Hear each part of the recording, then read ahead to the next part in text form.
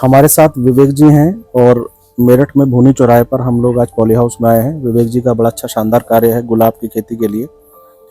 सन 2000 में इन्होंने आईआईटी रुड़की से एमटेक किया था। उसके बाद बैंकॉक चले गए थे, वहाँ से इन्होंने इंटरनेशनल बिजनेस में एमबीए किया और उसके बाद काफ़ी लंबे समय इन्होंने दुबई, ऑस्ट्रेलिया जैसी जगह, फ्रांस में जॉब की है आईटी सेक्टर में। उसके बाद वापस अपने देश आ गए और यहाँ पर उन्होंने बहुत शानदार गुलाब की खेती का नमूना पेश किया।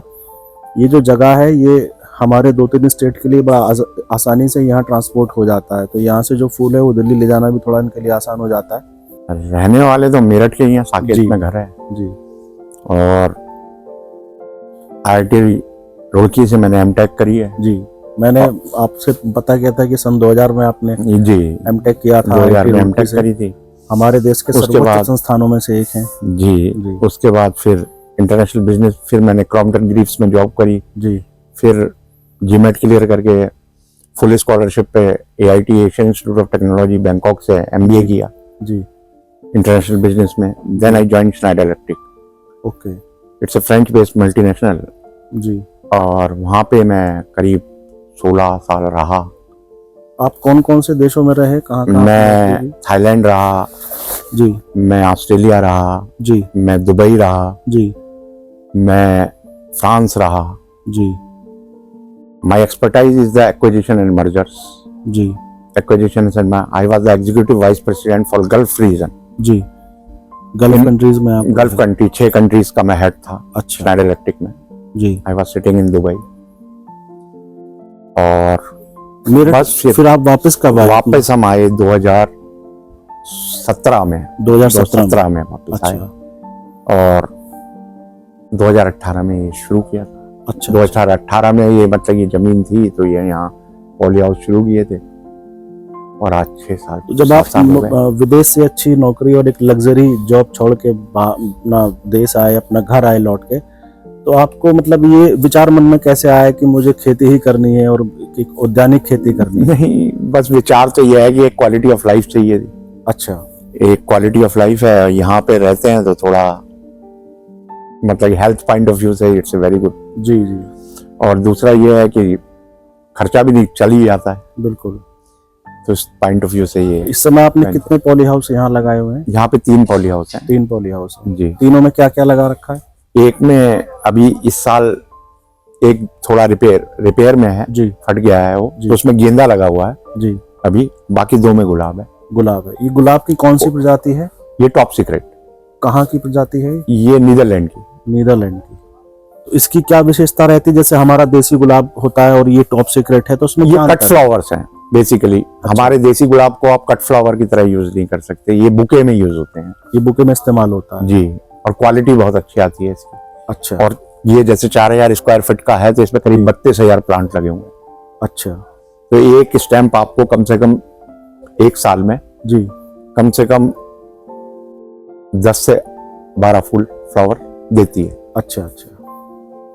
तो यहाँ से आप अपना फूल बेचते कहाँ हैं? बाजार कौन सा आपके लिए आसान है? कुछ तो मेरठ में ही देते हैं।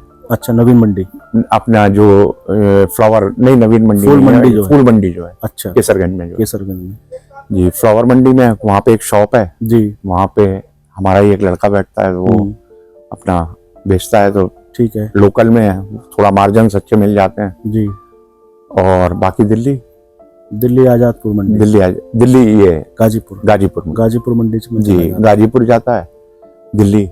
बाकी ये सीजनल है जी, क्योंकि यहाँ पे फ्लावर एक्सट्रीम टेम्परेचर हो जाता है जून जुलाई में। तो जून जुलाई अगस्त सितंबर में। हमारा पीक सीजन कब रहता है गुलाब का? गुलाब अब जैसे हम यहाँ पे कट करा देते हैं, सितंबर में करा देते हैं जी, तो दिवाली से पहले फ्लावर लेना शुरू हो जाता है। हाँ, तो यहाँ पे आप लगाइए, जैसे अक्टूबर से हम फ्लावर लेना शुरू कर देते हैं और ये अप्रैल तक फ्लावर बहुत अच्छी क्वालिटी का निकलेगा। अच्छा। तो कभी जैसे एक्सपोर्ट करना हो तो अभी एक्सपोर्ट तो करते नहीं है क्योंकि इतने प्लांट नहीं है जी, लेकिन एक्सपोर्ट हो जाता है। एक्सपोर्ट के लिए अलग क्वालिटी बनानी पड़ेगी और कम से कम आपके पास 8 से 10 पॉली हाउस होने चाहिए, तो तभी आप एक्सपोर्ट वायबल है। बाकी प्राइस जाड़ों में अच्छा मिलता है जी। गुलाब के लिए सबसे बेहतर समय कौन सा आता है साल भर में जिसमें ज्यादा डिमांड रहती है? सबसे तो वैलेंटाइन डे ही है। फरवरी जब का जो रोज पहला डे सप्ताह फरवरी में, और जब इवेंट्स होते हैं तब आता है, जब शादी समारोह वगैरह शुरू हो जाते हैं। हाँ, तो अपने लिए साल भर में यही 2 ऐसे मौके होते हैं। हाँ, बेसिकली तो ये it's a pure event based business. Event based business, यानी जब बाजार में डिमांड होगी, फूलों की डिमांड होगी, वैवाहिक समारोह होंगे, हाँ, कुछ भी होगा, हाँ, तो डिमांड अपनी बढ़ जाती है। बुके बनते हैं जी जैसे जब बुकेज का सीजन आता है, फ्लावर डेज आते हैं, जी जी, जब वो 7-7 डेज का चलता है पूरा, उस टाइम पे मैक्सिमम डिमांड रहती है फ्लावर्स की, रोजेस की, और शादियों में तो चलते ही चलते हैं। बिल्कुल। तो वो जो शादियों का पीक सीजन होता है, क्योंकि यहाँ पे जून के बाद क्वालिटी नहीं आ पाती, मई के बाद क्वालिटी खराब, मई से लेके और अगस्त तक का जो वो सेशन, मई से लेके और सितंबर तक। हाँ, फिर अक्टूबर में फ्लावर लेते हैं। तो करीब 5 महीने जो है वो फ्लावर 5 महीने हमारे बिल्कुल डंप हो जाते हैं। हाँ, वो खड़ा कर देते हैं इसको, बस ऐसे ही रहता है। एक फूल की या एक बंच की कीमत लगभग कितना रुपए मिलती है हमें? देखिए, डिपेंड करता है। जैसे अभी तक शादियां चल रही थी, अभी पीछे जैसे नवंबर में, जी जी, तब एक बंच करीब 300-350 रुपीज का जा रहा था। ये मैक्सिमम प्राइस है? ये जा रहा था अभी। अच्छा, अभी फरवरी में और थोड़ा अप हो जाएगा, फरवरी में 400-450 रुपए तक का हो जाएगा एक बंच का। एक बंच का। बंच का मतलब हुआ कि एक बंच 20 फ्लावर, 20 फूल। 20 फूल, अच्छा, है ना, थोक में। जी। और बाकी तो जब नॉन सीजन होता है, जैसे अब नॉन सीजन है जी, अभी शादी ये भी नहीं है, और ये सब बंद हो गए, सब खत्म हो का महीना शुरू, खरमास शुरू है। तो इस टाइम पे मैक्सिमम जा रहा है 200 रुपए का एक बंच का। एक बंच।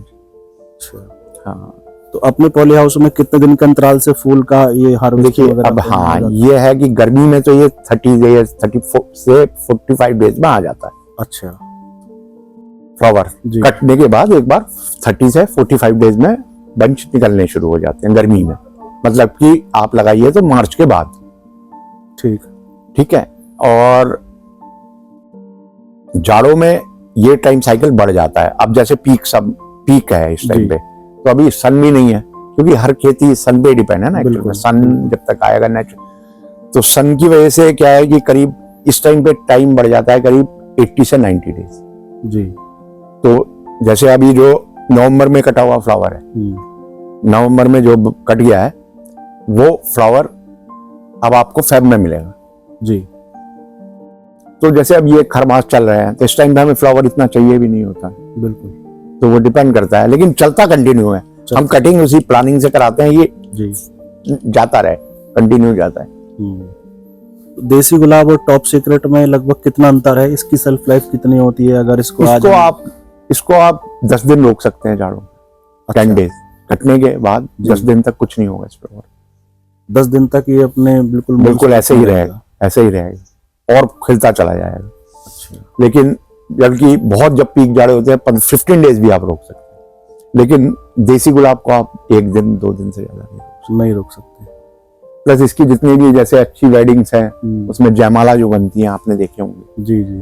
तो इसी की बनती है सारी जयमाला। अच्छा, खेती में युवा आना नहीं चाहते, एग्रीकल्चर की तरफ उनका अट्रैक्शन नहीं है। जो जिनके पास बड़े खेती किसान है हमारे गांव देहात में, वो भी ज्यादातर खेती की तरफ उनका रुझान नहीं है। इसका कारण क्या है? इसका मूल कारण क्या है? देखिए, खेती से मन क्यों हटता है? मैं आपको बताऊं, एक्चुअल में दोनों ही चीजें हैं। एक्चुअल में गवर्नमेंट पॉलिसीज जी, आई शुड से, एंड यहाँ पे रिसर्च की बहुत कमी है। बिल्कुल। एग्रीकल्चर में रिसर्च बेस्ड मतलब कि मुझे ऐसा फील होता है कि है नहीं।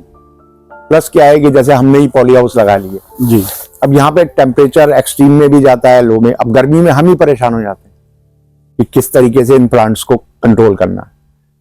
उस समय कोई हमें सपोर्ट या हेल्प नहीं मिल पाती कि हम उसको कैसे आगे बढ़ाएं। मैंने वही बताया ना आपको कि अब जैसे कूलिंग पैड लगवाओ, एक अलग खर्चा हो गया आपका। 10 लाख 15 लाख रुपए के कूलिंग पैड का बड़ा खर्चा है, बड़ा खर्चा हो जाएगा। फिर आप शायद हो सकता है कि ले लोगे फ्लावर, प्लस बीमारियां बहुत आती हैं। बिल्कुल। तो जैसे एक बीमारी आती है डाईबैक जी, तो हम अगर जुलाई या अगस्त में जब बहुत ज्यादा ह्यूमिड होती है तो उस टाइम पे फ्लावर का कट कर देते हैं जी जी, तो ऊपर से ही सूखना शुरू हो जाता है। बिल्कुल। तो वो बहुत इशू है एक्चुअल में। एक जो मुझे जो लगता है कि शायद रिसर्च का प्रॉब्लम है। गवर्नमेंट कर तो रही है, लेकिन पता नहीं, मेरे को ऐसा लगता है कि शायद। एक पॉली हाउस खड़ा करने में लगभग कितना खर्चा आ जाता होगा? देखिए, गवर्नमेंट सब्सिडी देती है 50%, लेकिन एक पॉली हाउस करीब 50 से 60 लाख रुपए तो लगता है। सब्सिडी तो खैर बाद की चीज होगी, सब्सिडी तो बाद में 50 से 60 लाख, क्योंकि अब में सारा आप देखिए सारा स्टील ही लगा हुआ है। हाँ, शुरुआत में तो सारा इन्वेस्टमेंट खुद से ही करना होता है। 50 to 60 लाख रुपीस हो जाता है। इनके लिए चुनौती क्या रहती है? जैसे आपने पॉली हाउस इस समय काफी जर्जर अवस्था में है, इसके लिए चुनौती क्या है? इस हालत में लाने का मतलब इसको मेंटेनेंस है? देखिए ऑपरेटिंग एंड मेंटेनेंस कॉस्ट बहुत ज्यादा है जी। लेबर एक बहुत बड़ी प्रॉब्लम है जी, क्योंकि इसमें परमानेंट लेबर चाहिए होती है। अब आज की तारीख में आप देख ही रहे हैं मजदूरी वगैरह के क्या रेट हो गए। बिल्कुल। और आपको परमानेंट लेबर चाहिए ही होती है, तो ऑपरेटिंग कॉस्ट बहुत है।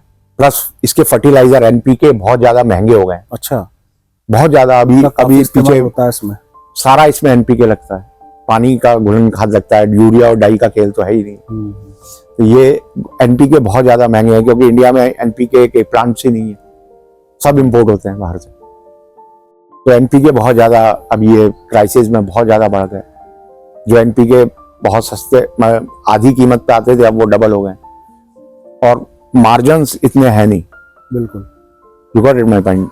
मार्जिन्स इतने नहीं है एक्चुअल में। लोगों को लगता है कि मैं ये हो जाऊंगा, ये हो जाऊंगा, रियलिटी ये नहीं है। प्लस दूसरा क्या है, बहुत हार्ड वर्क है, इसमें लगे ही रहना पड़ता है। प्लस लेबर के क्राइसिस, जैसे अब यहाँ पे अभी है जैसे, तो परमानेंट जोड़ी है, परमानेंट लोग रह रहे हैं। उसके बाद फिर मार्च अप्रैल के बाद फिर बहुत प्रॉब्लम होती है लेबर की। जिस टाइम पे गेहूं कटने का समय आता है तो लेबर चली जाती है, तो फिर इनको पालना, वो करना बड़ी प्रॉब्लम आती है गर्मी में। और उस टाइम पे इनका खर्चा बहुत बढ़ जाता है। अब जैसे इस टाइम पे तो जाड़ा है, मैं कोल्ड वेव, तो जैसे थ्रिप्स है वो नहीं आती, माइट्स है वो नहीं आती। गर्मी में तो थ्रिप्स माइट्स परेशान कर देती है, तो रोज स्प्रे कराओ आप। अब रोज स्प्रे का मतलब है प्लस इतने सारे इंसेक्टिसाइड्स, तो उस वजह से ऑपरेटिंग कॉस्ट बहुत हो जाती है। प्लस आप पन्नी है, अब इनकी पन्नियों की शेल्फ लाइफ बताते हैं कि 5 साल है। मेरे यहाँ तो कभी 3 साल से ऊपर चली।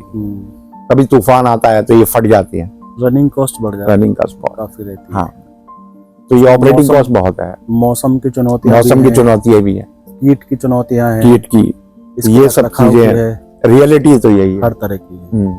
तो ये एक है।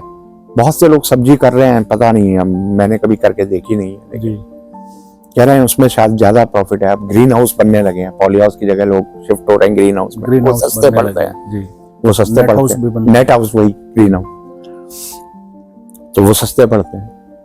आपने कुछ अभी सोचा है कि अभी कंटिन्यू करना है हमें इसको आगे, या कुछ नहीं? अभी तो कर ही रहे हैं, रोज तो कर ही रहे हैं अब, क्योंकि रोज में अब काफी अपना धीरे धीरे एक्सपीरियंस के साथ साथ काफी कुछ सीख गए जी।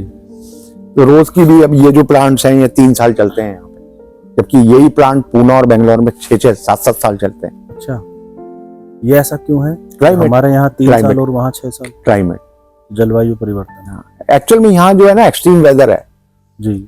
ठंड भी बहुत ज्यादा पड़ती है और गर्मी भी बहुत ज्यादा पड़ती है, जबकि वहाँ इवन टेम्परेचर रहता है। तो वहाँ के लोगों के लिए अच्छा है। बेंगलोर में है जैसे होसोर एक जगह, तो वहाँ पे सब एक्सपोर्ट ओरिएंटेड यूनिट लगी हुई है, वो साथ साथ सब एक्सपोर्ट होता है। वहाँ लोग 7-8 ईयर्स प्लांट चलाते हैं, हम लोग 3 साल में प्लांट खत्म हो जाता है। प्लस 5 महीने जो है यहाँ लीन पीरियड आ जाता है। बिल्कुल। अभी जो ये पौधा लगा हुआ है ये कितने एज का हो गया? ये लास्ट ईयर लगाया था, लास्ट ईयर, सेकंड ईयर है ये, इसका दूसरा साल है, यानी अभी 1 साल और ही चलेगा। 1 साल और चलेगा, 3 साल के बाद फिर 3 साल के बाद आप बदलवाओगे, फिर पौधा खरीदोगे, फिर 6 महीने उसको पालोगे।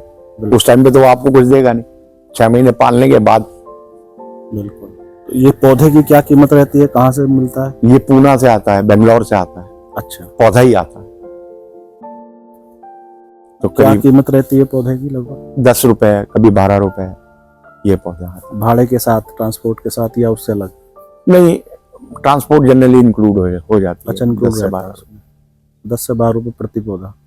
और कितना पौधे लगे हैं पूरे पॉली हाउस में? 30,000 पौधे लगे। 30,000 पौधे, यानी सीधा सीधा हम बात करें 3 लाख रुपए के तो पौधे ही हो गए। पौधे हो गए, प्लस फिर आप ट्रीट करोगे, बेड बनाओगे, बेड दोबारा बनते हैं। पानी भी जो है आप ये ड्रिप्स लगाते हैं, ड्रिप्स है, इसका भी अलग खर्चा है जी।